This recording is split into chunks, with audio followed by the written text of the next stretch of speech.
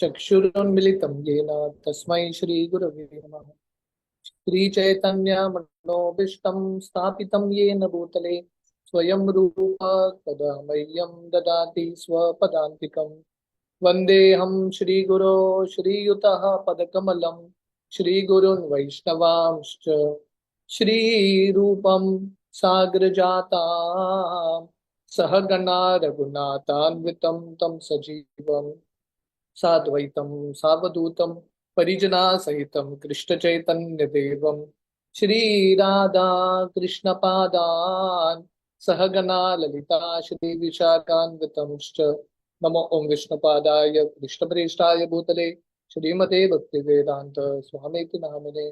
नमस्ते सरस्वती देवे गौरवाणी चारिणे निर्विशेष शून्यवादी पाश्चात्य देश तारिणे।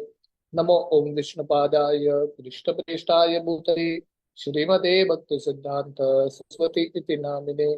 श्रीवार्षभानवी देवी गीताय कृपाब्दये कृष्ण संबंध विज्ञान दायिने प्रभवे नमः। माधुर्योज्वल प्रेमाढ्य श्री रूपानुग भक्तिदा श्री गौरा करुणा शक्ति विग्रहाय नमोस्तुते। नमस्ते गौरवाणी श्रीमूर्तये दीनतारिणे रूपानुग वृंदाप सिद्धांत द्वंद हारिणे। नमो गौर किशोराय साक्षात वैराग्य मूर्तये विप्रलंबा रसाम्बोधे पदाम्बुजाय ते नमः। नमो भक्ति विनोदाय सच्चिदानंद नामिने गौर शक्ति स्वरूपाय रूपानुगवराय ते। गौर आविर्भाव भूमे स्वम निर्देश सज्जन प्रिया वैष्णवा सर्वभौम श्री जगन्नाथाय ते नमः। वंचाकल्पतरुभ्यश्च कृपा सिन्धुभ्येव च पतितानां पावनेभ्यो वैष्णवेभ्यो नमो नमः। नमो महावदन्याय कृष्ण प्रेम प्रदायते कृष्णाय कृष्ण चैतन्य नामने गौरतिष्वे नमः। पंचतत्वमकं कृष्णं भक्तरूप स्वरूपकं भक्तावतारं भक्ताख्यं नमामि भक्तशत्रुकम्।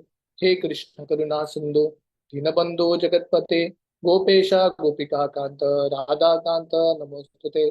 जयतां सुरतोर पंगोर मम मंद मतिर्गति मत्सर्वस्व पदाम्बोजो राधा मदन मोहनो दिव्या वृंदावन्य कल्पद्रुमदो श्रीमद्रत्नागरासिंहासनस्थो श्रीमद् राधा शिल गोविंद देवो प्रेष्ठालभे सेव्य मानो स्मरामि।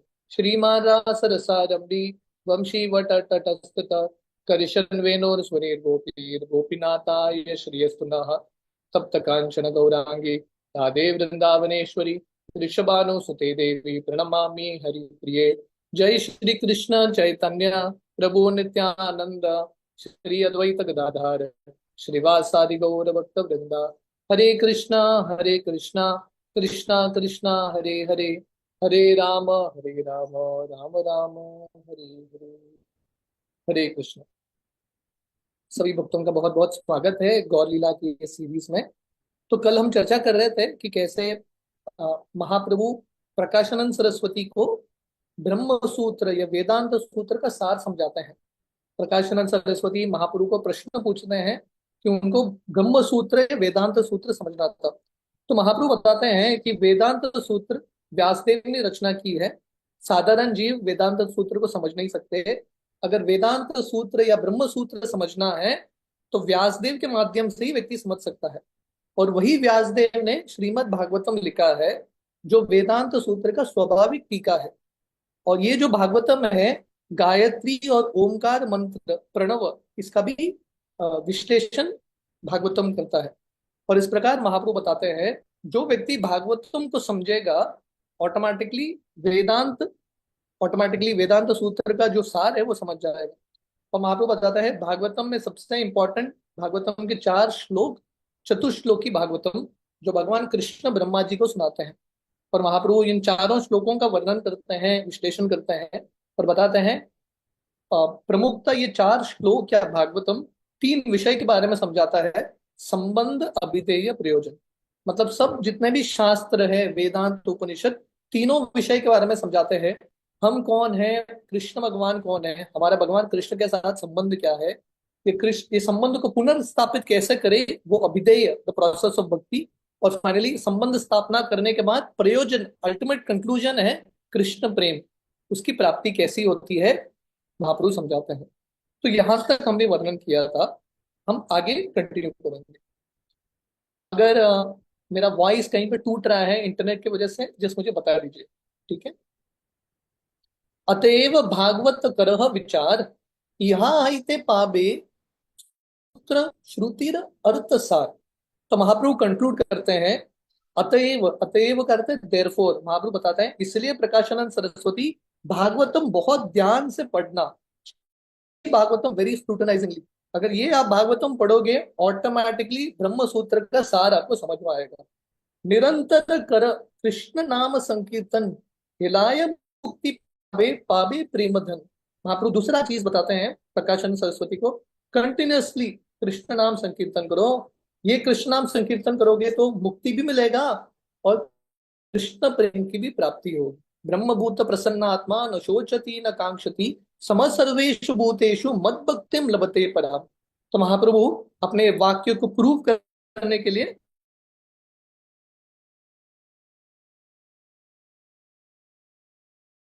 कृष्ण भावनामृत है पूर्ण तरीके से। ऐसे जो भक्त हैं कभी शोक नहीं करते, कभी आकांक्षा नहीं रखते, ऐसे भक्त बहुत खुश होते हैं भक्ति मार्ग को अपनाते हुए। मुक्ता अपि लीलया विग्रहम कृत्वा भगवंत भंजते, ये शंकराचार्य का श्लोक है जो नरसिम्हा तापनी उपनिषद में आता है। तो इसका वर्णन है, मुक्त आत्मा भी कृष्ण के लीलाओं के प्रति आकर्षित होते हैं। शंकराचार्य हालांकि मायावादी हैं पर हृदय से वो कृष्ण के भक्त हैं, शिव जी हैं कृष्ण के भक्त हैं। तो इसलिए यहाँ पे बता रहे हैं इवन लिबरेटेड सोल, मुक्त आत्मा भी कृष्ण के विग्रहों के प्रति आकर्षित होकर कृष्ण के विग्रहों की आराधना करते हैं। परिनिष्ठो नैगुण्ये नैर्गुण्ये उत्तम श्लोक लीलया गृहीत चेता राजर्षे आख्या नाम यत अधिवतान। ये भागवतम का दूसरा अध्याय। सुखदेव गोस्वामी परीक्षित महाराज को बताते हैं अपने बारे में। सुखदेव गोस्वामी कौन थे? वो एक्चुअली एक तरह से ब्रह्म ज्योति में लीन थे, लिबरेटेड सोल थे। और सुखदेव गोस्वामी जब वो कृष्ण लीला सुनते हैं, उनके पिताजी व्यासदेव कृष्ण लीला सुनाते हैं, सुखदेव गोस्वामी इतने आकर्षित होते हैं कृष्ण लीला के प्रति, हालांकि मुक्त थे, ऑलरेडी लिबरेटेड थे। वापस घर आते हैं भागवतम स्टडी करने के लिए। घर छोड़ दिया था उन्होंने, पर घर वापस आते हैं सिर्फ भागवतम पढ़ने के लिए। इसका अर्थ क्या है? जो भगवान के जो लिबरेटेड सोल्स हैं, जो ब्रह्म ज्योति में लीन है, ब्रह्मवादी हैं, ऐसे लोग भी कृष्ण लीला के प्रति आकर्षित होते हैं। ये पहला उदाहरण सुखदेव गोस्वामी का। दूसरा उदाहरण चतुष कुमार, ये भागवतम का तीसरा स्कंद। तस्यारविंद नयनस्य पदारविंद किंजल मिश्र तुलसी मकरंद वायु अंतगत स्वविवरेण चकार तेषाम संक्षोभनम अक्षर दुषाम अपि चित्त तन्वो। यहाँ पे वर्णन आता है चतुष कुमार जो सुखदेव गोस्वामी की तरह ब्रह्मवादी थे, जब वो वैकुंठ जाते हैं, जब भगवान विष्णु के दर्शन करने से पहले भगवान विष्णु के चरण से जो सुगंध आता है, तुलसी और चंदन मिश्रित जो सुगंध है, वो उनके जब नासिका में प्रवेश करता है तुरंत वो कन्वर्ट हो जाते हैं ब्रह्म ज्योति, ब्रह्म में लीन होके वो जो आनंद बोल के तुरंत उसी समय वैष्णव बन जाते हैं, भगवान कृष्ण का भक्ति शुरू कर देते हैं। तो ये दो उदाहरण देते हैं महाप्रभु बताने के लिए कि लिबरेटेड सोल्स भी कृष्ण के कृष्ण लीला के प्रति, कृष्ण के रूप के प्रति आकर्षित होता है। And then this is the famous words in Bhagavatam, आत्मा राम श्लोक, जिसके ऊपर पिछला अध्याय पूरा आधारित था, जो हमने चर्चा नहीं किया था। फिर कभी ये समय मिलेगा तो हम विस्तार से चर्चा करेंगे। आत्मा रामश्च मुनयो निर्गंता अपि उरुक्रमे कुर्वन्ति अहेतुकी भक्तिम इत्तम भूतो गुणो हरि। तो ये भागवतम का पहला स्कंद 7वां अध्याय, यहाँ पे वर्णन आता है आत्मा रामश्च मुनयो, जो पूर्ण तरीके से आत्मा राम संतुष्ट है, निर्गंता अपि उरुक्रमे, निर्गंता का अर्थ है कंप्लीटली लिबरेटेड सोल्स, जिनको भौतिक दुनिया के प्रति बिल्कुल आसक्ति नहीं है, ऐसे लोग भी भगवान कृष्ण का भक्ति करते हैं। कुर्वन्ति अहेतुकीम भक्ति, क्यों करते हैं? इत्तम भूतो गुणो हरि, क्योंकि भगवान कृष्ण के पास इतने सुंदर गुण हैं, हर व्यक्ति कृष्ण से आकर्षित होता है। आत्मा राम लोग, मुक्त लोग भी कृष्ण भगवान से आकर्षित होते हैं। हेन काले सही महाराष्ट्रीय ब्राह्मण सबात कहिला सही श्लोक विवरण। तो इस प्रकार महाप्रभु प्रकाशानंद सरस्वती और सबको, वाराणसी के जितने भी लोग हैं उनको आग्रह कर रहे हैं कि भागवतम पढ़िए, सिर्फ भागवतम पढ़ के कृष्ण या परम तत्व के बारे में हमको समझ में आएगा। तो उस समय जब महाप्रभु ये आत्माराम श्लोक बोलते हैं, वहां पे जो महाराष्ट्रन ब्राह्मण है वो बोलते हैं कि महाप्रभु ने ये आत्माराम श्लोक 61 डिफरेंट वेज में सनातन गोस्वामी को अर्थ बताया था। जो पिछला अध्याय है चैप्टर 24, और महाप्रभु सनातन गोस्वामी को 61 डिफरेंट वेज में इसका अर्थ बताते हैं। ए श्लोकेर अर्थ प्रभु एक षष्टि प्रकार करियाचिन यहाँ सुनी लोके चमत्कार। जब महाराष्ट्र ब्राह्मण घोषणा करते हैं कि महाप्रभु ने 61 डिफरेंट वेज में आत्माराम श्लोक का वर्णन किया है, तो सब लोग महाप्रभु से विनती करते हैं, प्लीज हमको भी ये आत्माराम श्लोक का अर्थ सुनना है। तबे सब लोग सुनीते आग्रह करीला एक षष्टि अर्थ प्रभु विवर करीला। तो सब लोग महाप्रभु को बोलते हैं प्लीज आप फिर से बताना। महाप्रभु मतलब इतने पेशेंट है, महाप्रभु के अंदर इतना प्रचार का भाव है, महाप्रभु फिर से सबके सामने आत्माराम श्लोक के 61 डिफरेंट अर्थ बताते हैं। शुनिया लोकेर बड़ चमत्कार हईला चैतन्य गोसाई श्री कृष्ण निर्धारिला। तो सब लोग इतने आश्चर्य में आते हैं कि महाप्रभु 61 डिफरेंट वेज में आत्माराम श्लोक का अर्थ बता रहे हैं। तो सब लोग समझ जाते हैं ये साधारण व्यक्ति नहीं है, ये साक्षात कृष्ण है। कृष्ण के अलावा इतना वर्णन कोई कर नहीं सकता। एक कही उतिया चलीला गौर हरि नमस्कार करे लोक हरि ध्वनि करी। तो ये बोल के महाप्रभु वहां से उठ के चले जाते हैं और सब लोग महाप्रभु को प्रणाम करके जोर जोर से हरि नाम का उच्चारण कर रहे हैं। सब काशी वाशी करे नाम संकीर्तन प्रेम हासे कांदे गायक करे अनर्तन। तो महाप्रभु के प्रभाव से काशी जो शिवजी का स्थान था विष्णु का स्थान बन गया, शिव स्थली वैष्णव स्थली बन गया, और सब लोग महामंत्र का जप कर रहे हैं, जोर से कीर्तन कर रहे हैं, नाच रहे हैं, गा रहे हैं, रो रहे हैं। सन्यासी पंडित करे भागवत विचार वाराणसी पूर्ण प्रभु करीला निस्तार। इस प्रकार महाप्रभु ने पूरे वाराणसी का उद्धार कर दिया था। जहां पे कहीं पे भी भागवतम का चर्चा नहीं हो रहा था, वाराणसी में सिर्फ वेदांत सूत्र का चर्चा होता था। महाप्रभु की कृपा से हर जगह पे भागवतम का चर्चा होने लगता है। ये महाप्रभु का प्रभाव है। निज लोक लान प्रभु आइला वास घर वाराणसी हईला द्वितीय नदी नगर। तो महाप्रभु अपने भक्तों के साथ वापस अपने रहने के स्थान पे आते हैं। पर यहाँ पे कृष्णदास कविराज गोस्वामी बोल रहे हैं महाप्रभु ने इतना कृपा बांटा, वाराणसी नवद्वीप की तरह तीर्थ स्थली बन गया, विष्णु का स्थली बन गया। तो प्रभुपाद तात्पर्य बताते हैं नवद्वीप और वाराणसी दोनों संस्कृत के पठन के लिए बहुत माना जाता है। पूरे दुनिया के लोग नवद्वीप में भी जाते थे संस्कृत का पठन करने के लिए, शास्त्र सीखने के लिए, वाराणसी भी आते थे। पर क्या होता था, वाराणसी मायावादियों का हेडक्वार्टर्स था, इसलिए भागवतम का चर्चा नहीं होता था। बाकी सबका चर्चा होता था, भागवतम का चर्चा नहीं होता था। पर महाप्रभु के प्रभाव से वहां के जो मायावादी सन्यासी हैं वो भी भागवतम का पठन करने लगता है, और वाराणसी बिल्कुल नवद्वीप की तरह बन जाता है जहां पे रेगुलर भागवतम डिस्कोर्सेस हो रहे हैं। तो ये महाप्रभु की कृपा है। महाप्रभु नवद्वीप वृंदावन पूरी दुनिया में बांट रहे हैं, हर जगह को वो वृंदावन नवद्वीप बना रहे हैं। निज गण लान प्रभु कहे हास्य करी काशीते आमी आइलन बेचीते भाव काली। तो महाप्रभु अपने भक्तों को बोल रहे हैं मैं यहाँ पे आया था अपना प्रेम बांटने के लिए, अपना प्रेम इमोशंस जो है भगवान के प्रति उसको बेचने के लिए। काशी ते ग्राहक नाही वस्तु ना विकाए पुनरापि देशे वही लाओ नाही आए। तो महाप्रभु बोल रहे हैं मैं आया था जगन्नाथपुरी से कृष्ण प्रेम या हरिनाम ये वस्तु बेचने के लिए, पर यहाँ पे कोई ग्राहक ही नहीं मिला, इसलिए मैंने कुछ किया नहीं, मैं वापस अपने जगह पे लेके जाने वाला था। आमी बोझा वही मुंह तुम्हा सबार दुख हिला तुम्हा सबार इच्छाएं बिना मूल्य बिलाइला। तो महाप्रभु बोल रहे हैं मैं एक्चुअली कृष्ण प्रेम दिए बिना हरिनाम बांटे बिना मैं जा रहा था क्योंकि कोई भी इंटरेस्टेड नहीं था। पर आप सब भक्त मतलब चंद्रशेखर आचार्य, तपन मिश्रा या महाराष्ट्रन ब्राह्मण, परमानंद कीर्तनीय, ये सब लोग बहुत दुखी हो रहे थे कि महाप्रभु का प्रचार ही नहीं हो रहा है, हरिनाम का प्रचार ही नहीं हो रहा है। तो महाप्रभु बोल रहे हैं आप लोगों के दुख के वजह से मैंने फ्रीली हरिनाम बांट दिया है सबको, बिना पैसे के, बिना कुछ मूल्य के। तो ये प्रिंसिपल है जो हमने कल भी चर्चा किया था। महाप्रभु एक्चुअली कृपा देने वाले थे, कोई तैयार नहीं था, पर महाप्रभु इन सबको कृपा देते हैं वाराणसी के लोगों को, क्योंकि इन सब भक्तों का इच्छा था।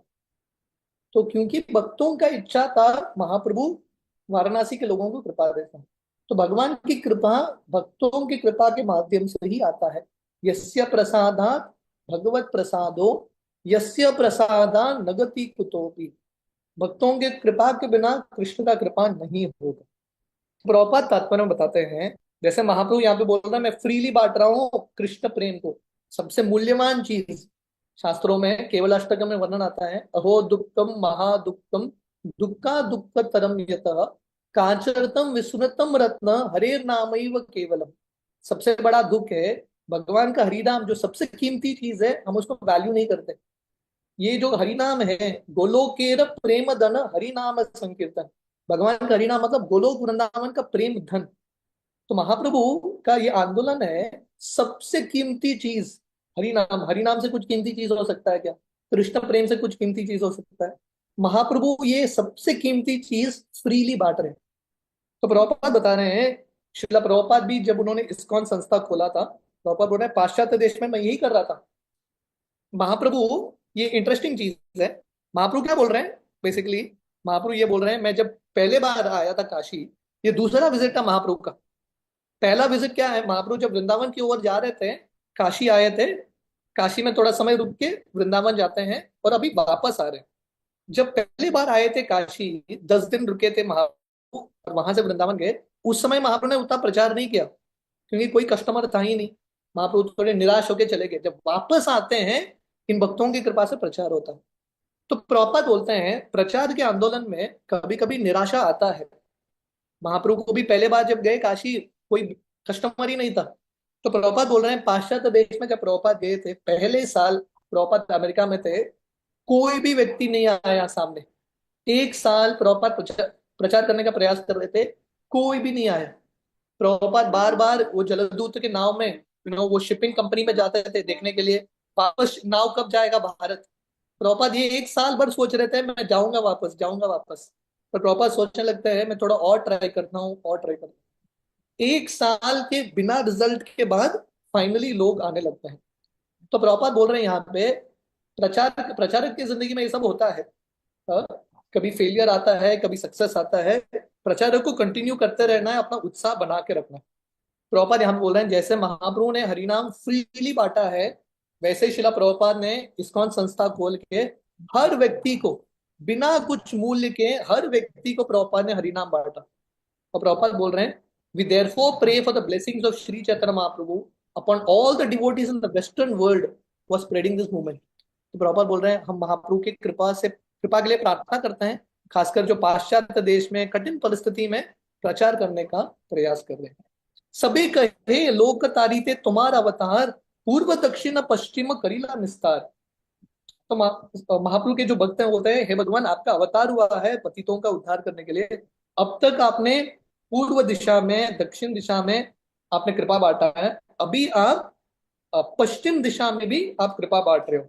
एक वाराणसी चील तोमाते विमुख, तहा निस्तारिया कैला अमार सबार सुख। तो ये सब भक्त बोलते हैं, आपने सब दक्षिण भारत सब जगह आपने प्रचार कर दिया, ये एक वाराणसी रह गया, आपने अभी वाराणसी में अपना सेंटर खोल दिया है, हम बहुत खुश हैं, we are all very happy. तो भक्तों का हृदय यही है। भक्त क्या चाहते हैं कि महाप्रभु का आंदोलन बढ़े, भक्तों का परिवार और बढ़े। This the only happiness of a devotee. तो भक्त बहुत खुश हैं कि वाराणसी में भी प्रचार शुरू हो गया। वाराणसी ग्रामे यदि कोलाहल हईल, तुनि ग्राम देशी लोक आसीते लागिल। तो ये पूरे वाराणसी में महाप्रभु का सेंटर खुल गया, इतना इंपॉर्टेंट स्थान है। सब जगह आजू बाजू जितने भी स्थलियां हैं, वहां पे महाप्रभु का यश फैलने लगता है, और सब जगह से लोग आते हैं महाप्रभु से मिलने के लिए।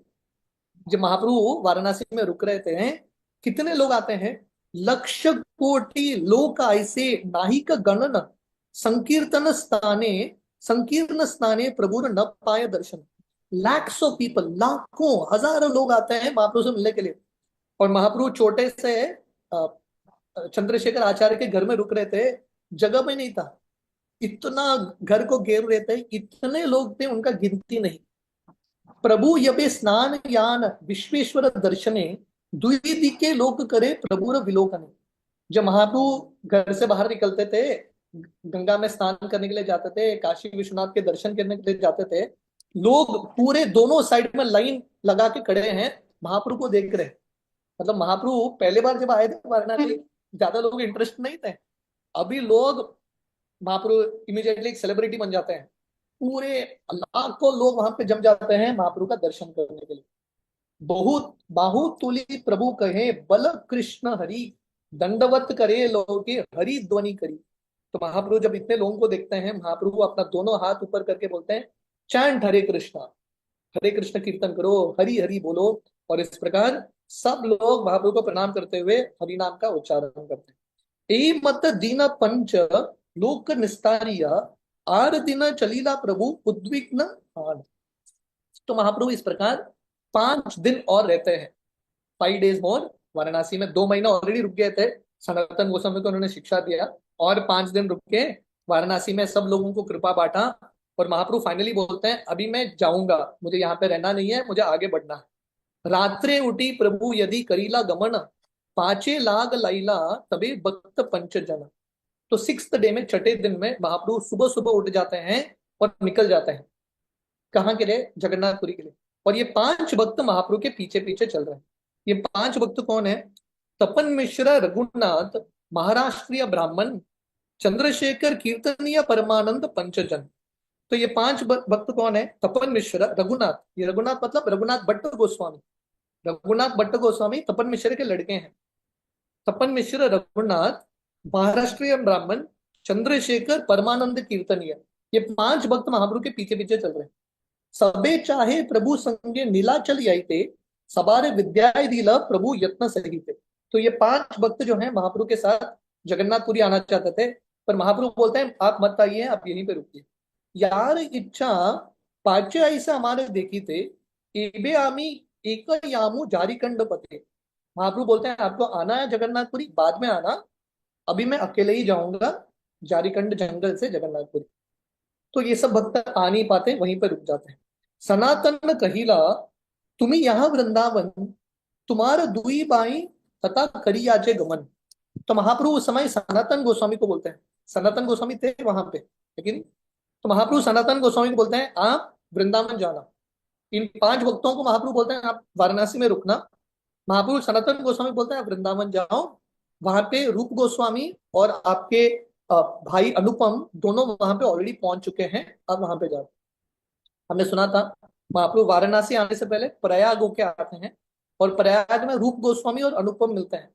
तो महाप्रभु उनको बोलते हैं आप वृंदावन जाना। तो महाप्रभु सनातन गोस्वामी को बोलते हैं आप भी जाओ वृंदावन, आपके 2 भाई वहां पे रुके हैं। कांता करंगिया मोर कंगाल भक्त गण, वृंदावने आइले तांदेर करिया पालन। तो महाप्रभु सनातन गोस्वामी को बहुत इंटरेस्टिंग इंस्ट्रक्शन देते हैं। वो बोलते हैं मेरे सब भक्त कंगाल है, भिखारी है, भिक्षुक हैं, उनके हाथ में कमंडल है, फटा हुआ वस्त्र है।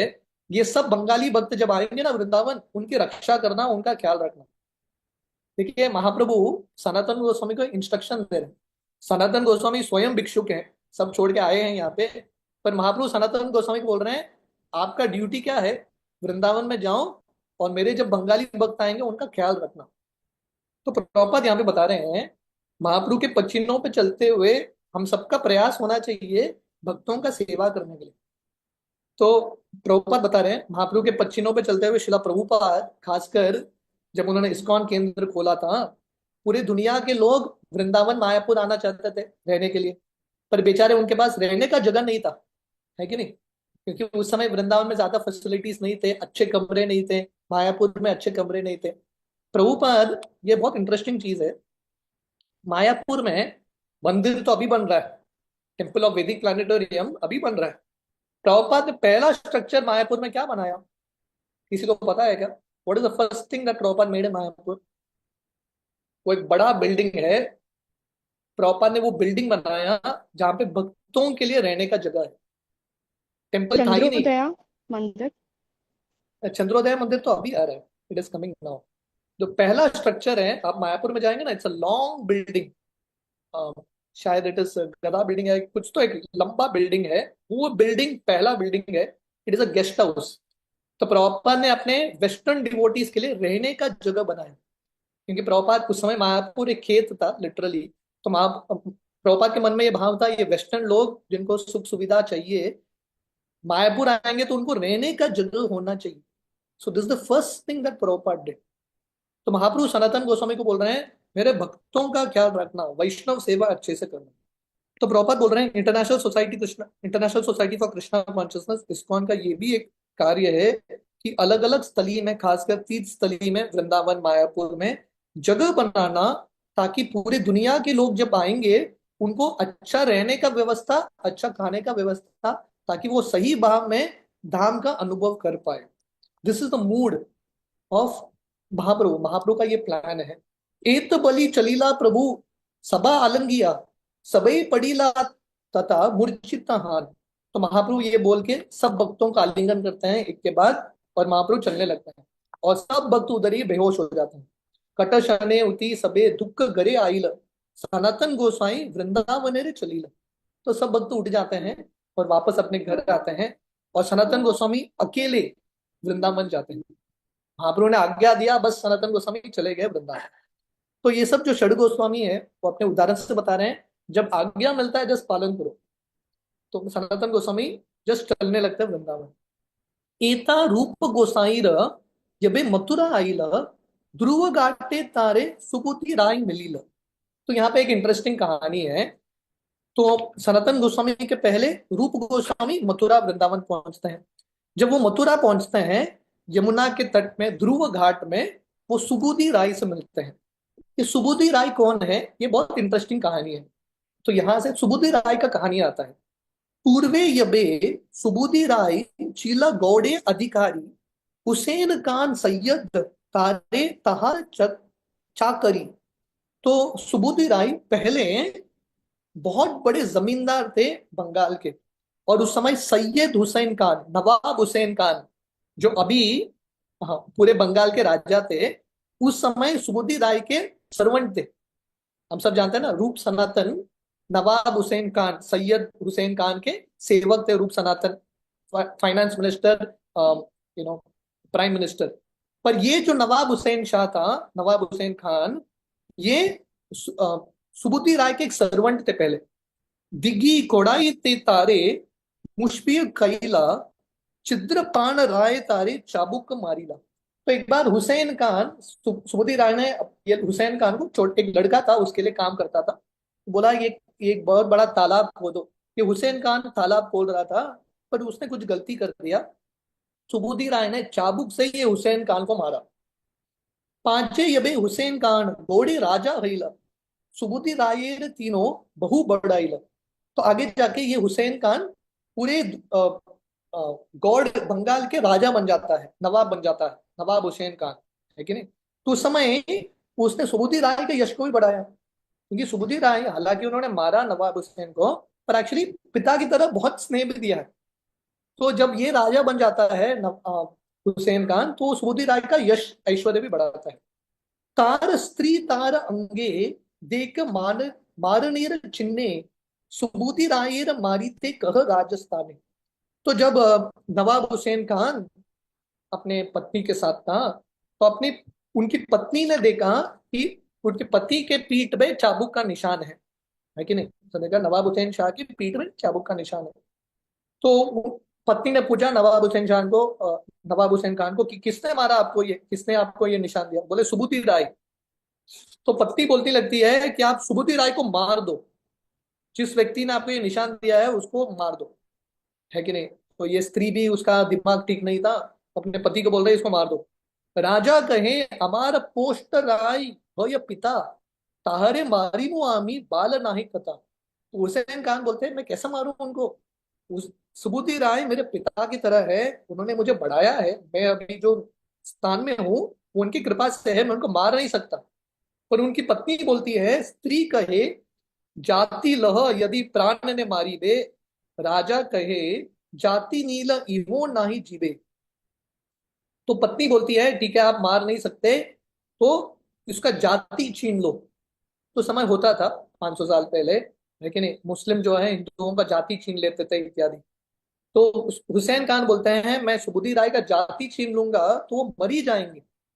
तो बेसिकली इनकी पत्नी नवाब हुसैन खान को बोल रही है, नवाब हुसैन खान को, कि आप सुबुद्धि राय को मार दो, है कि नहीं। अभी नवाब हुसैन शाह, नवाब हुसैन खान जो है अ, मारना भी नहीं चाहते, पर पत्नी का बात भी मानना पड़ेगा, लेकिन ऐसा फिक्स में आ जाता है, उनको समझ में आता है क्या करें। फाइनली वो एक कार्य करते हैं। वो क्या करते हैं? स्त्री मारिते चाहे राजा संकट पड़ीला, करयार प्राणी तार बुके देयाइला, है कि नहीं। वो मारना नहीं चाहते, पर उनकी पत्नी हट हट बन के रही, यहाँ पे कर रही है। तो वो क्या करें? तो फाइनली वो डिसाइड करते हैं ठीक है, मैं उनका जात ले लूंगा। तो एक पानी लेके सुबुद्धि राय के ऊपर छिड़का देते हैं। और उस समय ऐसा धारणा था कि अगर मुस्लिम ने किसी हिंदू के ऊपर पानी छिड़का दिया तो उसका जात चला गया, वो भी हिंदू मुस्लिम बन गया। तो प्रभुपाद तात्पर्य बताते हैं कि 1947 या उसके 20 साल पहले भी लोग, बहुत सारे लोग मुस्लिम क्यों बनते थे? ये सब लोग हिंदू ही हैं। प्रॉपर एक्चुअली बहुत इंटरेस्टिंग एनालिसिस दे रहे हैं। ये जितने भी भारत में मुस्लिम हैं, प्रॉपर बोल रहे हैं ये सब हिंदू है, ऐसा नहीं कि बाहर से आए हैं। हिंदू लोग ही मुस्लिम बने हैं। क्यों बने हैं? दो तीन कारण की वजह से। पहला, हिंदू धर्म का ही ऐसे रूल्स था, किसी मुस्लिम ने पानी छिड़का दिया। कभी कभी मुस्लिम जो है फोर्स करते थे, हिंदू के मुख के अंदर गाय का मांस डालते थे, और हिंदू समाज ऐसे हिंदुओं को निकाल देता था। इनको न चाहते हुए मुस्लिम बनना पड़ता था। तो सुबुद्धि राय न चाहते हुए, उनको बनना नहीं था मुस्लिम, पर ये मुस्लिम ने, नवाब हुसैन खान ने उनके ऊपर पानी डाल दिया, ये भी फोर्सिबली मुस्लिम बन गए। तो प्रॉपर बोल रहे हैं भारत में इतना मुस्लिम संख्या बढ़ने का कारण हिंदू ही है। हिंदू धर्म का ये सब जो गलत विचार है, गलत धारणा है, गलत कस्टम्स है, उसके वजह से बहुत सारे लोग मुस्लिम बन चुके थे। और उसके बाद औरंगजेब इत्यादि वो क्या करता है, वो टैक्स जो है सिर्फ हिंदुओं पे लागू करता है, मुस्लिम के लिए नो टैक्स। जो गरीब हिंदू थे उनको फोर्सिबली मुस्लिम बनना ही पड़ा। और आगे जाके प्रभुपाद बोलते हैं ब्रिटिश जो है इसका फायदा उठाते हैं और हिंदू मुस्लिम के बीच में झगड़ा लाके पाकिस्तान बना देते हैं। और हम देख रहे हैं इंडिया पाकिस्तान का अभी भी वो जो चल रहा है, उस समय से जो शुरू हुआ था अब तक वो चल रहा है, नेवर एंडिंग। सो प्रॉपर बोल रहे हैं this is the problem with Hindu civilization. उस समय ये प्रॉब्लम था कि किसी मुस्लिम ने पानी डाल दिया तो ऐसा व्यक्ति हिंदू बन गया। तो सुबुद्धि राय मुस्लिम बन जाता है, या लोग बोलते हैं कि तू मुस्लिम बन गया, हिंदू जात उनको बाहर निकाल देता है। तो प्रॉपर तात्पर्य बताते हैं पहले से एक्चुअली एक ही धर्म था, वो था सनातन धर्म। धीरे धीरे बहुत सारे अलग धर्म आते हैं। अभी प्रॉपर बोल रहे हैं हम सबका कर्तव्य है वापस वो एक धर्म लेके आना। और एक धर्म मतलब जैसे शंकराचार्य अपने गीता महात्म्य में बताते हैं, एकम शास्त्रम देव के पुत्र गीतम। एक ही शास्त्र कृष्ण का गीता, एक ही कार्य भगवान की भक्ति, और एक ही देव वो है कृष्ण। अगर ये करेंगे तो पूरे दुनिया में एक यूनिटी आएगा, जो कृष्ण भावनामृत आंदोलन लेके आ रहा है।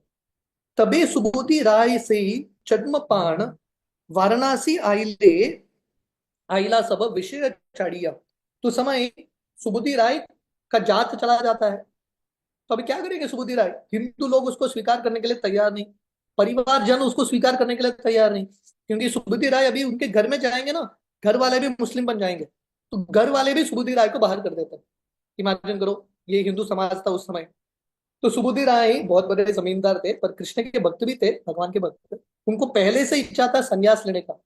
बोलते हैं ठीक है, बहुत अच्छा हो गया, घर वालों ने मुझे छोड़ दिया है। बोलते हैं ठीक है चलो, अच्छा हो गया। वो सन्यासी के भाव में वाराणसी आ जाते हैं। Right, it comes in this mood off संन्यास टू वाराणसी।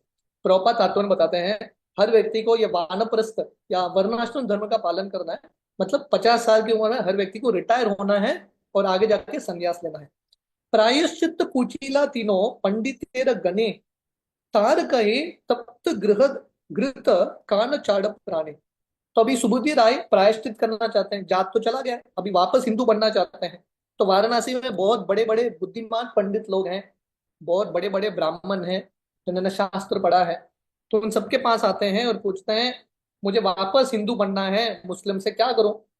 तो थोड़े ब्राह्मण बोलते हैं बहुत सिंपल है, बहुत गर्म उबलता हुआ घी पियो और मर जाओ, क्योंकि तुम मरते मरते तुम्हारे पेट में घी होगा, अगले बार तुम हिंदू के रूप में जन्म लोगे।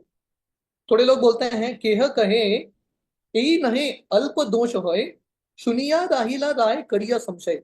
और थोड़े ब्राह्मण बोलते हैं नहीं नहीं नहीं, ये करने की जरूरत नहीं है। तो सुबुद्धि राय कंफ्यूज हो जाते हैं, ये ब्राह्मण ये बोलते हैं, वो ब्राह्मण वो बोलते हैं।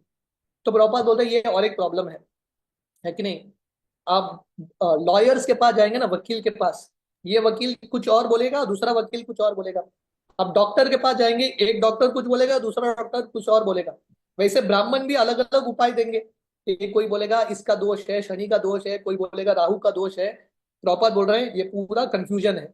सुबुद्धि राय को समझ में नहीं आता क्या करना है, क्योंकि हर व्यक्ति अलग अलग चीज बोल रहे हैं। तबे यदि महाप्रभु वाराणसी अइल, तारे मिली राय आपन वृतांत कहिला। तो उसी समय सुबुद्धि राय महाप्रभु से मिलते हैं। ये कब मिलते हैं? जब महाप्रभु वृंदावन की ओर जा रहे थे, पहले बार जब वाराणसी आए थे, उस समय अकस्मात सुबुद्धि राय महाप्रभु से मिलते हैं और महाप्रभु को पूछते हैं मुझे क्या करना है, घी पी के मरूं क्या करूं। महाप्रभु बोलते हैं कुछ टेंशन नहीं है, सिंपल चीज है। प्रभु कहे यहाँ आते यात वृंदावन, निरंतर कर कृष्ण नाम संकीर्तन। तो महाप्रभु सुबुद्धि राय को बोलता है आप चिंता मत करो, अब वृंदावन जाओ और कंटिन्यूअसली कृष्ण नाम संकीर्तन करो। तो प्रभुपाद यहाँ पे बता रहे हैं तात्पर्य में, this is the solution to all sinful activities. सब पापमय कार्य, सब दोषों का निवारण एक ही है, चैंट हरे कृष्णा। प्रॉपर बोल रहे हैं कलयुग में लोग इतने कंफ्यूज हैं, सोशल पॉलिटिकल रिलीजियस, क्या करे ये करे वो करे, अलग अलग विचारधारा, कोई भी खुश नहीं है। और कलयुग का अ, अ, आयु मतलब कलयुग का समय मतलब सबका आयु बहुत कम है, सबके मन बहुत विचलित है। प्रायेण अल्पायुष्य सभ्य कलो अस्मिन युगे जना, मंद सुमंद मतयोर मंद भाग्य उपद्रत। कलयुग में आयु कम है, लोगों का बुद्धि कम है, लोगों को समझ में नहीं आ रहा क्या करें। तो इसलिए प्रभुपाद बोल रहे हैं सिंपल चीज है, simplest method is recommended by Shri Chaitanya Mahaprabhu. Solution बहुत सिंपल है। और सिंपल क्या है, what is the solution? Chant Hare Krishna. ये हरे कृष्ण महामंत्र का जप करेंगे, सब सोल्यूशन होगा। Therefore chant the Hare Krishna mantra, be freed from all complexities of life, realize Krishna, engage in devotional service, perfect your life and go back home, back to God। तो महाप्रभु का सिद्धांत बहुत सिंपल है, हरे कृष्ण मंत्र का जप करो, जिंदगी को सरल बनाओ, कृष्ण का साक्षात्कार करो, कृष्ण के भक्ति में लगो और भगवत धाम चले जाओ। तो महाप्रभु सुबुद्धि राय को बोलता है प्राण त्यागने की जरूरत नहीं है, वृंदावन जाओ और कंटिन्यूअसली महामंत्र का जप करो। एक नामा भासे तुम्हारा पाप दोष यादे, आर नाम लईते कृष्ण चरण ने पाई दे। तो महाप्रभु बोलते हैं इसका प्रूफ क्या है? अगर आप कृष्ण महामंत्र का जप करोगे नामाभास के स्तर पे, शुद्ध नाम ही नामाभास के स्तर पे भी करोगे सब पाप कट जाते हैं, शुद्ध नाम के स्तर पे करोगे तो कृष्ण प्रेम प्राप्त होगा। तो प्रभुपाद बोल रहे हैं हर 10 नाम अपराध है। हर व्यक्ति जो महामंत्र का जप करता है शायद शुरुआत में अपराध के साथ करता है, अपराध युक्त नाम, पर जब धीरे धीरे करता है, हर भक्त को प्रयास करना है कि इन 10 नाम अपराधों से बच के जप करना। तो ये करेंगे तो बहुत जल्दी शुद्धिकरण होगा। तो प्रॉपर बोल रहे हैं ऐसा नहीं कि जब हम अपराध के साथ हरिनाम करते हैं हरिनाम का शक्ति घटता है, हरिनाम का उतना ही शक्ति है, पर जब हम अपराध के साथ करते हैं हमको इफेक्ट नहीं होता, क्योंकि हमारे अंदर दोष है। जितने शुद्धता से हम करेंगे हरिनाम उतना इफेक्ट है। पर प्रॉपर और एक चीज बताते हैं, शुद्धता से तो करना है पर हमारा ये स्तर है, हृदय तो शुद्ध नहीं है। तो बहुत बार लोगों को लगता है जब हृदय पूरा शुद्ध होगा तभी हम हरिनाम करेंगे, पर हृदय को शुद्ध करने के लिए हरिनाम करना पड़ेगा। मतलब गंदे अवस्था में अपराध के साथ भी हरिनाम करते रहना है। जब हम हरिनाम करते रहेंगे धीरे धीरे शुद्धिकरण होगा, मुक्ति की प्राप्ति होगी, पापों का निवारण और कृष्ण प्रेम प्राप्त होगा। आर कृष्ण नाम लयते कृष्ण स्थाने स्थिति, महापातकीर हय ही प्रायश्चिति। तो महाप्रभु बोलते हैं ये बेस्ट प्रायश्चित है, आप कंटिन्यूसली महामंत्र का जप करो, क्योंकि आप कृष्ण के चरण में रहेंगे तो कभी भी पाप आपको छुएगा नहीं। कृष्ण सूर्य सम माया है अंधकार, जहां कृष्ण तहां नहीं माया अधिकार। पान आज्ञा राय वृंदावन चली रह, प्रयाग अयोध्या दिया नैमिषारण्य आइल। तो अभी महाप्रभु सुबुद्धि राय को क्या बोल रहे हैं? वृंदावन चले जाओ। तो महाप्रभु का आज्ञा प्राप्त करके सुबुद्धि राय वृंदावन की ओर जा रहे हैं, पर वृंदावन जाते जाते वो प्रयाग अयोध्या नैमिषारण्य तीनों होके वृंदावन जाते हैं, है कि नहीं। अभी जो भक्त कुंभ मेला में गए थे स्नान करने के लिए प्रयाग में, तो ये चार स्थली बहुत पास में है। वाराणसी, प्रयाग, अयोध्या, नैमिषारण्य। जितने भी भक्त गए हैं पूरे भारत के लोग जितने भी गए हैं प्रयाग में, वो सब लोगों ने वाराणसी भी किया, सब लोगों ने अयोध्या भी किया, और बहुत लोगों ने नैमिषारण्य भी किया। It comes in one circuit. तो सुबुद्धि राय वृंदावन जाने से पहले अ, अयोध्या, प्रयाग, नैमिषारण्य करके वो वृंदावन पहुंचते हैं। कटक दिवस राय नैमिषारण्य रहिला, प्रभु वृंदावन हईते प्रयाग आइला। तो सुबुद्धि राय जब नैमिषारण्य पहुंचता है, थोड़ा समय नैमिषारण्य में रुकते हैं। उसी समय महाप्रभु गए थे प्रयाग से वृंदावन और वापस आ जाते हैं। तो जब सुबुद्धि राय पहुंचते हैं वृंदावन, महाप्रभु ऑलरेडी निकल चुके थे। मथुरा आयसिया राय प्रभु वार्ता पाइल, प्रभुर लाग न पान मने बड़ दुख हईल। तो सुबुद्धि राय जब मथुरा पहुंचते हैं, उनको समझ में आता है कि महाप्रभु अभी अभी आए थे और चले गए। बहुत दुखी हो जाते हैं कि वो महाप्रभु का उन्होंने दर्शन नहीं किया। तो कभी कभी ना ये प्रॉब्लम होता है, जब हम आज्ञा पालन नहीं करते राइट ठीक तरह से ना, दिस इज अ प्रॉब्लम। तो महाप्रभु ने सुबुद्धि राय को बोला था वृंदावन जाओ। सुबुद्धि राय इधर उधर घूम के गए वृंदावन। जब वो वृंदावन पहुंचे, उनको समझ में आया महाप्रभु वृंदावन होके गए थे। वो डायरेक्टली वृंदावन आते थे तो महाप्रभु से मिलते थे, वुड हैव मेट महाप्रभु। लोकनाथ गोस्वामी का ये उदाहरण है। अ, लोकनाथ गोस्वामी षड गोस्वामी के बहुत सीनियर हैं। जब महाप्रभु लोकनाथ गोस्वामी से बांग्लादेश में मिलते हैं, तो महाप्रभु उनको बोलता है वृंदावन जाओ, मैं आगे जाके संन्यास लेके, महाप्रभु उस समय फिर भी गृहस्थ थे, तो महाप्रभु बोलते हैं मैं आगे जाके संन्यास लेके वृंदावन आऊंगा, अब मुझसे मिलने के लिए वहीं पर रुकना। तो लोकनाथ गोस्वामी वृंदावन जाते हैं। महाप्रभु 24 साल की उम्र में संन्यास लेके जगन्नाथपुरी गए हैं। तो लोकनाथ गोस्वामी रुके हैं, महाप्रभु आएंगे, महाप्रभु आएंगे, महाप्रभु आएंगे, महाप्रभु आए ही नहीं। तो एक दिन लोकनाथ गोस्वामी डिसाइड करते हैं चलो मैं निकलता हूँ महाप्रभु को ढूंढने के लिए। लोकनाथ गोस्वामी जगन्नाथपुरी की ओर आते हैं महाप्रभु से मिलने के लिए। उसी समय महाप्रभु वृंदावन जाके वापस आ जाते हैं। तो लोकनाथ गोस्वामी मिल भी नहीं पाए हैं महाप्रभु से। तो यहाँ पे हम देखते हैं कि सुबुद्धि राय बहुत दुखी होते हैं कि महाप्रभु ने बोला था उनको वृंदावन जाने के लिए, वो नैमिषारण्य में रुक गए, वो महाप्रभु से मिल नहीं पाए। सूक्ष्म काष्ट आनी राय वेचे मथुरा ते, पंचचय पैसा हय एक एक बोझा थे। तो सुबुद्धि राय क्या करते थे, अभी जिंदगी का निवारण करना है, कुछ पैसा भी चाहिए, क्योंकि महाप्रभु ने इनको बोला था वैष्णवों का भी सेवा करो। वो वैष्णव की सेवा करना चाहते थे, तो वो क्या करते थे, लकड़ी, सूखा हुआ लकड़ी इकट्ठा करते थे, मथुरा में बेचते थे, और 4-5 पैसा इकट्ठा करते थे। आपने रहे एक पैसा चान चबाइया, आर पैसा बनिया स्थाने राके न चरिया। तो जो उनका ये लकड़ी बेच के जो उनको पैसा मिलता था, वो थोड़ा chickpeas is basically what you call this, groundnut जो है, थोड़ा ग्राउंडनट खरीदते थे अपने लिए, जो चाहिए वो थोड़ा खरीद लेते थे।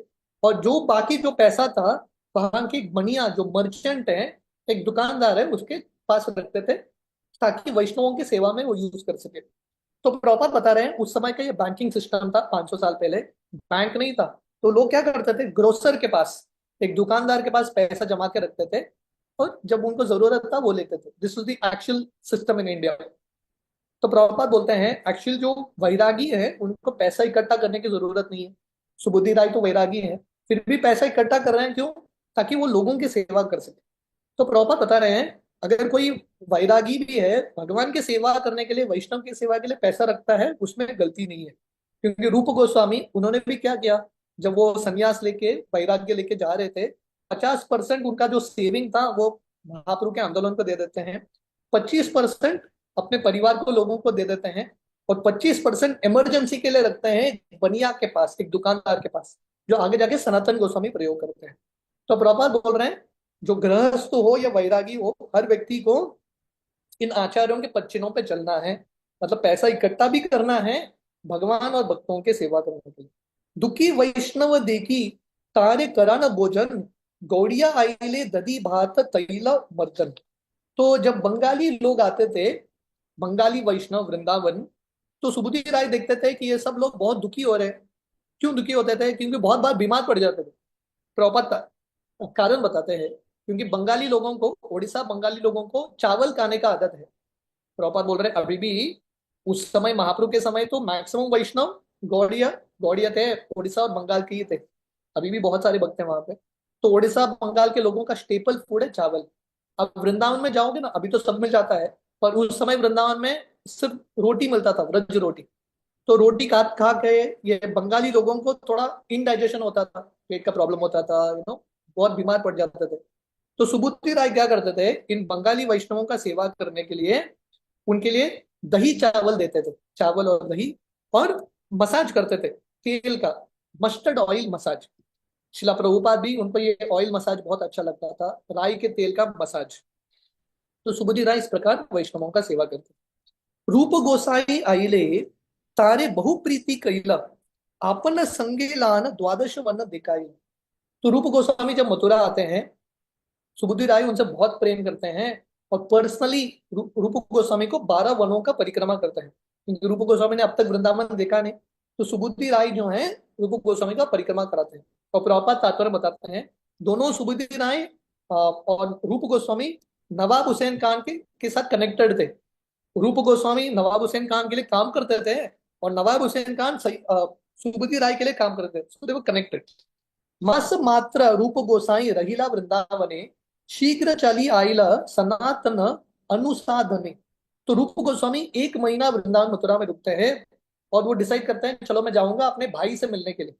सनातन गोस्वामी को खोजने के लिए रूप गोस्वामी वृंदावन से निकल जाते हैं। गंगा तीर पटे प्रभु प्रयाग आइला, तहाँ सुनी दुई बाई से पते चलीला।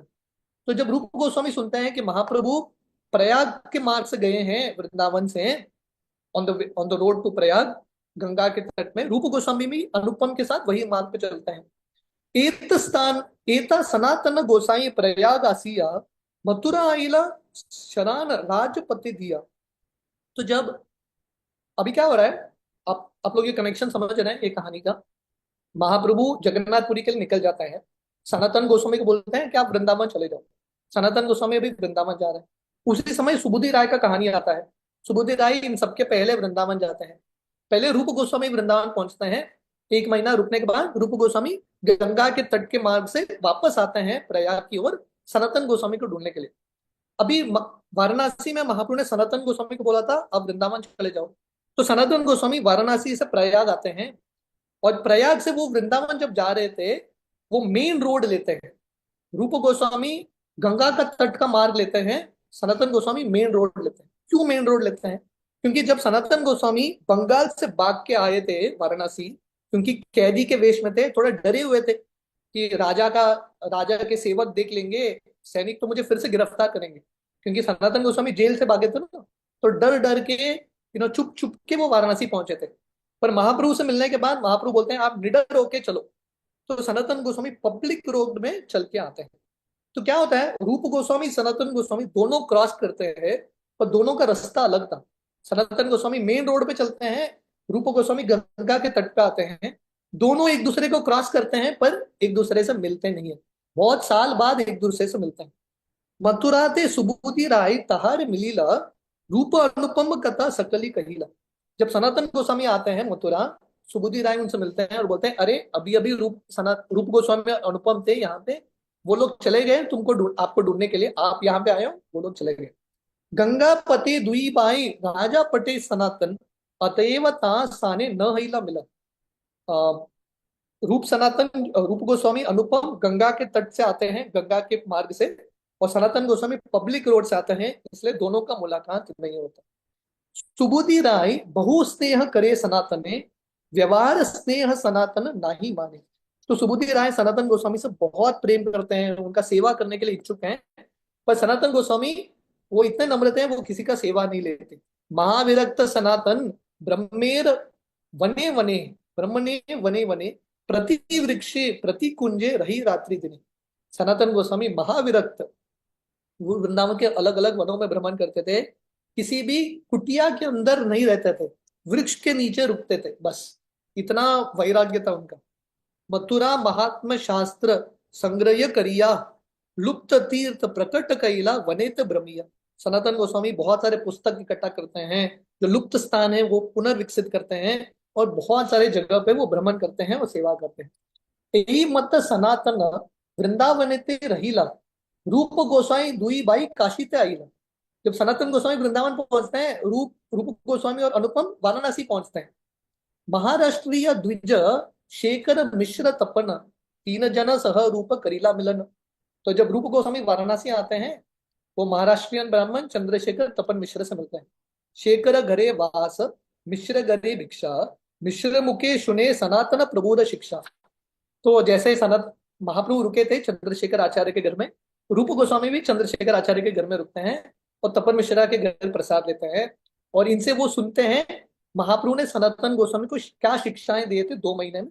रूप गोस्वामी सुनते हैं, काशी ते प्रभुर चरित्र सुनी, तीनेर मुखे सन्यासीर कृपा सुनी, पाइला बड़ सुखे। रूप गोस्वामी इन तीनों भक्तों के मुख से महाप्रभु का चरित्र सुनते हैं और बहुत खुश हो जाते हैं कि सब मायावादी सन्यासी वैष्णव बन गए।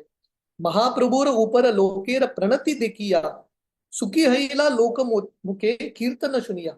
तो रूप गोस्वामी वाराणसी के लोगों के मुख से भी महाप्रभु का गुणगान सुनते थे और कंटिन्यूअसली हरिनाम संकीर्तन सुन रहे थे। दिन दश रही रूप गौड़े यात्रा कहिला, सनातन रूपेर यही चरित्र कहिला। तो 10 दिन वाराणसी में रुकने के बाद रूप गोस्वामी अपने भाई अनुपम के साथ बंगाल की ओर जाते हैं। तो इस प्रकार संक्षिप्त में यहाँ पे उन्होंने ऋषिदास कविराज गोस्वामी ने रूप सनातन के बारे में बताया। अभी वो वापस टॉपिक में आते हैं। अभी टॉपिक क्या है? महाप्रभु वाराणसी से जगन्नाथपुरी की ओर आ रहे हैं। एत महाप्रभु यदि नीलाति चलीला, निर्जन वन पते याइते महासुख पाइला। तो महाप्रभु फिर से बलभद्र भट्टाचार्य के साथ जगन्नाथपुरी की ओर आ रहे हैं और कैसे झारखंड जंगल से गुजर के आते हैं बहुत आनंद के साथ। सुखे चली आई से प्रभु बलभद्र संगे, पूर्ववत मृगादि संगे कैला नाना रंग। तो जैसे महाप्रभु जगन्नाथ वृंदावन की ओर जा रहे थे, हमने सुना था ना, जब झारखंड जंगल में गुजरते हैं हिरन आते हैं, शेर आते हैं और महाप्रभु इन हिरणों के साथ शेरों के साथ बहुत सारा लीला करते हैं, इन सबको कृपा बांटते हैं। तो ऐसे जब वो वापस भी आ रहे थे जगन्नाथपुरी, महाप्रभु इन पशुओं के साथ जंगल में बहुत सारी लीलाएं करते हैं और महाप्रभु बहुत खुश हैं एकांत में जंगल में चलते हुए। अलार अलारनाथ लाते ऐसे भट्टाचार्य ब्रह्म ने पाता न बोलाइला निज भक्त गणे। जब महाप्रभु अलारनाथ आते हैं, अलारनाथ जगन्नाथपुरी से एक 18 किलोमीटर दूर है, तो ऑलमोस्ट लाइक जगन्नाथपुरी का एंट्री पॉइंट है। जब महाप्रभु अलारनाथ पहुंचते हैं, वो बलभद्र भट्टाचार्य को आगे भेजते हैं, जाके मेरे सब भक्तों को बोलो मैं आ गया हूँ। शून्या भक्तेर गण ये न पुनरपि जील, देह प्राण ये न इंद्रिय उटील। तो सब भक्त इतने खुश होते हैं ये समाचार सुन के कि महाप्रभु वापस आ गए हैं पूरी। उनको ऐसा लगता है कि हमारा प्राण वापस आया है, इंद्रियों का शक्ति आया है। सब लोग भागते हुए आते हैं। आनंद विवल भक्त गण धान आइला, नरेंद्र आसिया सबे प्रभुरम लीला। सब भक्त दौड़ते दौड़ते आते हैं और महाप्रभु चल के आ रहे हैं और नरेंद्र सरोवर में मिलते हैं। ये नरेंद्र सरोवर बहुत प्रसिद्ध सरोवर है। महाप्रभु और भक्तों का मिलन बहुत बार ये नरेंद्र सरोवर में होता है। पूरी भारतीय प्रभु वंदिलेर चरण, दोने महाप्रभु रे कैला प्रेम आलिंगन। परमानंद पुरी ब्रह्मानंद भारती जो महाप्रभु के सीनियर हैं, उनके गुरु के समान है, महाप्रभु से मिलते हैं और महाप्रभु उनको प्रणाम करते हैं और उसके बाद दोनों महाप्रभु को आलिंगन करते हैं। दामोदर स्वरूप पंडित गदाधर, जगदानंद काशीश्वर, गोविंद वक्रेश्वर। तो स्वरूप दामोदर गोस्वामी, गदाधर पंडित, जगदानंद, काशीश्वर, गोविंद वक्रेश्वर, ये सब महाप्रभु से मिलने के लिए आते हैं। काशी मिश्र, प्रद्युम्न मिश्र, पंडित दामोदर, हरिदास ठाकुर आर पंडित शंकर। काशी मिश्र, प्रद्युम्न मिश्र, दामोदर पंडित, हरिदास ठाकुर, शंकर पंडित, ये सब लोग महाप्रभु से मिलते हैं। आर सब भक्त प्रभु चरण पड़ीला, सबा आलिंगिया प्रभु प्रेमाविष्ट हिला। तो सब भक्त महाप्रभु के चरण पे गिरते हैं और महाप्रभु सबको आलिंगन करते हैं। आनंद समुद्रे बासे सब भक्त ने, सब लाना चले प्रभु जगन्नाथ दर्शन है। सब भक्त आनंद के सागर में डूब रहे हैं और महाप्रभु के साथ सब भक्त जाते हैं जगन्नाथ का दर्शन करने के लिए। जगन्नाथ देखी प्रभु प्रेमाविष्ट हिला, भक्त संगे बहुषण नृत्य गीत कैला। तो महाप्रभु बहुत खुश होते हैं, इतने समय बाद जगन्नाथ को देख रहे हैं। महाप्रभु लंबे समय तक अपने भक्तों के साथ जगमोहन कीर्तन हॉल में बहुत देर तक कीर्तन करते हैं। जगन्नाथ सेवक आनी, माला प्रसाद दीला, तुलसी पड़ीचा आसी चरण वंदीला। तो जगन्नाथ के जो पांडा हैं, सेवक हैं, महाप्रभु को हार देते हैं, प्रसाद देते हैं। और तुलसी तुलसी वो मंदिर का मेन वॉचमैन था, वो महाप्रभु को आके प्रणाम करते हैं। महाप्रभु आइला ग्रामीण कोलाहल हिला, सार्वभौम रामानंद वाणीनाथ मिलिला। तो समाचार वायरल हो जाता है, सब जगह फैल जाता है कि महाप्रभु वापस आ गए जगन्नाथपुरी। बहुत सारे लोग आते हैं महाप्रभु से मिलने के लिए। सरम भट्टाचार्य, रामानंद राय, वाणीनाथ राय सब आते हैं। सभा संगे लान प्रभु मिश्र वास आइला, सार्वभौम पंडित गोसाई निमंत्रण कइला। तो महाप्रभु सब भक्तों के साथ काशी मिश्र के घर आते हैं। काशी मिश्र का घर मतलब गंभीरा, महाप्रभु का जो स्थान है वहां पे आते हैं। उस समय सरम भट्टाचार्य, पंडित गोसाई दोनों महाप्रभु को बोलते हैं प्लीज आप हमारे घर प्रसाद के लिए आइए। पर महाप्रभु बोलते हैं नहीं, आज मैं आपके घर प्रसाद के लिए नहीं आऊंगा, आप प्रसाद मेरे पास लेके आना। प्रभु कहे महाप्रसाद आना यही स्थान है, सब भक्त संग यहाँ आज ही करीम भोजन है। महाप्रभु बोलते हैं आप गंभीरा में सब प्रसाद लेके आना, मैं आज सब भक्तों के साथ प्रसाद लूंगा। तबे दुने जगन्नाथ प्रसाद आनीला, सब संगे महाप्रभु भोजन करीला। तो जगन्नाथ का प्रसाद लेके आते हैं सरम भट्टाचार्य, पंडित गोसाई, और सब भक्तों के साथ महाप्रभु बैठ के प्रसाद लेते हैं। एत कहिलोन प्रभु देखी वृंदावन, पुनः करीलाचे ऐचे नीलाद्रि कमन। इस प्रकार कृष्णदास कविराज गोस्वामी बोल रहे हैं, मैंने वर्णन किया है कि कैसे महाप्रभु वापस वृंदावन से जगन्नाथपुरी आते हैं। यहाँ यही श्रद्धा करी करे श्रवण, अचिरात पाय श्री चैतन्य चरण। जो भी व्यक्ति ये महाप्रभु की लीलाओं को ध्यान से सुनता है, बहुत जल्दी उसके हृदय में कृष्ण के प्रेम उत्पन्न होगा। मध्य लीलार कहिलोन करिलोन ए दिग्दर्शन, चय वत्सर कैला ऐचे गमनागमन। तो इस प्रकार ये मध्य लीला का अंतिम अध्याय है, द लास्ट चैप्टर। तो इस प्रकार ये पूरे मध्य लीला में महाप्रभु का यात्राज है। मध्य लीला में हमने क्या देखा, महाप्रभु कैसे जगन्नाथपुरी से दक्षिण भारत जाके आते हैं, कैसे महाप्रभु जगन्नाथपुरी से पहले बार वृंदावन जाते हैं पर वृंदावन नहीं पहुंचते, बंगाल राम के लिए होके वापस आ जाते हैं। कैसे महाप्रभु फिर से निकलते हैं, वृंदावन जाते हैं, अलग अलग वाराणसी प्रयाग होते हुए वापस आते हैं। तो 6 साल तक महाप्रभु का ये लीला चलता है। तो बेसिकली ये 3 भाग है चैतन्य चरितामृत के, आदि लीला, मध्य लीला, अंतिम। तो यहाँ पे मध्य लीला की समाप्ति है। आदि लीला मतलब महाप्रभु का जन्म से लेके महाप्रभु के संन्यास तक आदि लीला है। संन्यास से लेके महाप्रभु ये अलग स्थान पे भ्रमण करके आते हैं, दक्षिण भारत, वृंदावन, बंगाल, वापस आते हैं 6 साल तक। तो आदि लीला 24 साल का है, 1 to 24 years। मध्य लीला 6 साल का है, 25 till whatever, 6 साल। और उसके बाद लास्ट 18 साल अंत्य लीला, जो हम अगले अध्याय से शुरू करेंगे। शेष अष्टादश वत्सर नीलाचले वास, भक्तगण संगे करे कीर्तन विलास। तो कृष्णदास कविराज गोस्वामी यही बता रहे हैं, 24 साल तक महाप्रभु नवद्वीप में रुकते हैं, 6 साल तक जगन्नाथपुरी से सब जगह भ्रमण करते हैं, लास्ट 18 साल जगन्नाथपुरी में रहते हैं, जगन्नाथपुरी से निकलते नहीं है बाहर, और खासकर भक्तों के साथ कीर्तन कर रहे हैं, इसको बोलते हैं अंत्य लीला। सो यहाँ पे हम ये कथा को विराम देंगे। ये अध्याय का एक छोटा सा सेक्शन बचा है, क्योंकि ये मध्य लीला का अंतिम अध्याय है।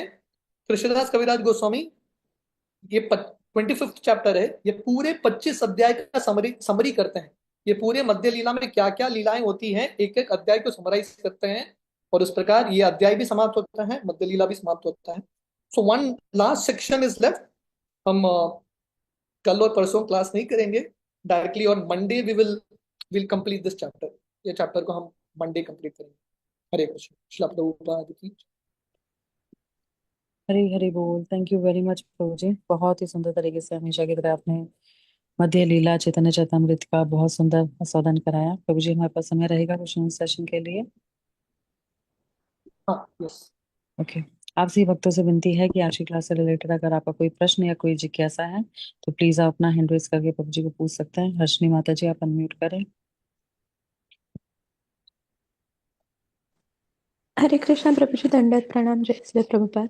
प्रभु जी, वो जो एक चैप्टर आपने रखा था, राइट, विच वाज टेक्निकल, वो कुछ प्लान है? वो करेंगे। So basically I am keeping that for the last. तो मध्य लीला के एक्चुअली तीन तीन या चार चैप्टर्स रह गए हैं, क्योंकि जब हमने गौ लीला शुरू किया था, हमने महाप्रभु के संन्यास के बाद शुरू किया, आफ्टर संन्यास। तो उसके पहले मध्य लीला के दो या तीन अध्याय हैं इन द इनिशियल, और ये चैप्टर 24 बचा है। तो मेरा सुझाव ये है कि लेट अस कंप्लीट, हम अंत्य लीला कंप्लीट करेंगे, और थोड़ा बहुत चैतन्य भागवत से भी देखेंगे, we will do all those pastimes. उसके बाद we will get into the Adi Lila, Mahaprabhu के जन्म, वो सब लीलाएं देखेंगे, and we will come back to Madhya Lila. But definitely करेंगे, we will do it. Sure पर प्रभु जी। आप लोग तैयार है ना? हाँ, आत्मा राम के ये अध्याय को समझने के लिए काफी टेक्निकल है, इट इज क्वाइट डीप। या प्रभु जी, वो थोड़ा मतलब हमारा भक्ति शास्त्री कोर्स में कवर हो रहा है, बट वो एक बार सुनने से कुछ ध्यान में नहीं रहता है, इसलिए मैंने सोचा आप अगर पढ़ाएंगे तो और एक बार अच्छे से समझ में आ जाएगा। थैंक यू प्रभु जी, जैसे आप समझे, बट आप कवर करना जरूर, मतलब that is also important. Thank you Prabhu ji. Hare Krishna. Radha Govinda माता जी, आप अनम्यूट करके अपना प्रश्न करें।